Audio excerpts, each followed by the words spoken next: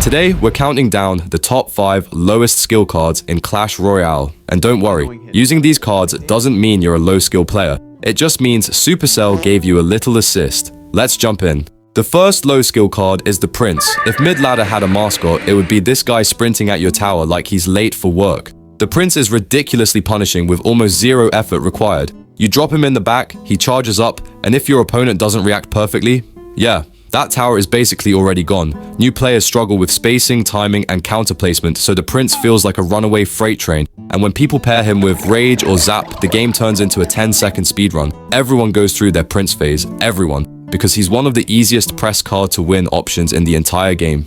Next up is a card everyone expected, the Mega Knight. This card is practically the mascot of mid-ladder frustration. Newer players love spamming cards at the bridge, and Mega Knight exists to punish exactly that playstyle. His spawn damage alone wipes entire pushes, and then, on top of that, his jump mechanic makes him extremely difficult to stop unless you already know proper spacing, proper kiting, and proper counters. To a new player, Mega Knight feels like this unstoppable wall of armor that deletes everything while bouncing around like a caffeinated gorilla. But to the player using him, he's basically a panic button. You see a bunch of enemy units? Boom, drop Mega Knight.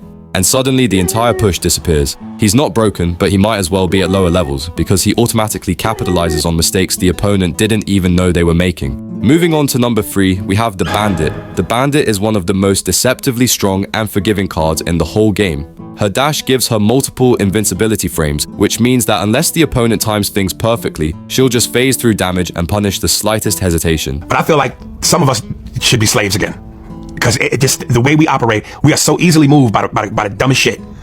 At mid-ladder, where reaction times and placements are inconsistent, the Bandit turns into a low-effort, high-reward menace. She slips through swarms, she slides past ranged units, and she punishes overcommits like it's nothing. A badly defended Bandit can take half a tower on her own, and the well-placed Bandit can completely flip a push from defense to offense. She's flashy, she's fun, but she's also incredibly easy to get value from with almost no practice.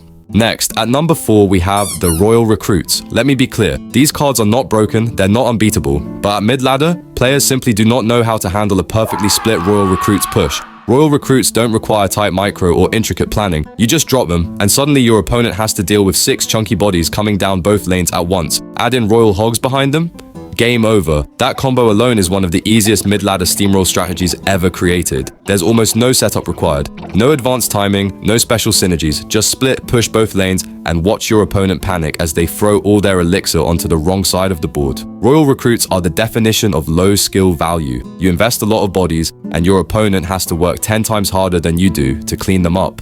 And finally, low skill card number 5, the Firecracker. This card is pure chaos. Her movement is so weird, her pushback is so inconsistent, and her pathing is so unpredictable that at lower levels, she feels almost unkillable. If all you have is Fireball or Zap, the Firecracker suddenly becomes this machine gun turret that never stops firing. And while high-level players know exactly how to deal with her, beginners absolutely hate her. She gives insane defensive value for almost no elixir, she hides behind tanks and survives everything, and half the time she dodges attacks by accident because of her recoil animation.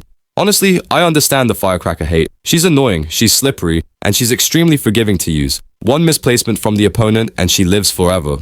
Those are the top 5 lowest skill cards in Clash Royale, the cards that perform incredibly well at mid-ladder, even when used with minimal experience or precision. Again, using these cards doesn't make you unskilled. Most of us have used all of these at some point. They're fun, they're powerful, and they're effective, especially when your opponent doesn't know how to counter them. But now I want to hear from you. Which low skill cards do you think are the most annoying? Which ones deserve to be on this list? Let me know down in the comments. Thanks for watching, and I'll see you in the next video.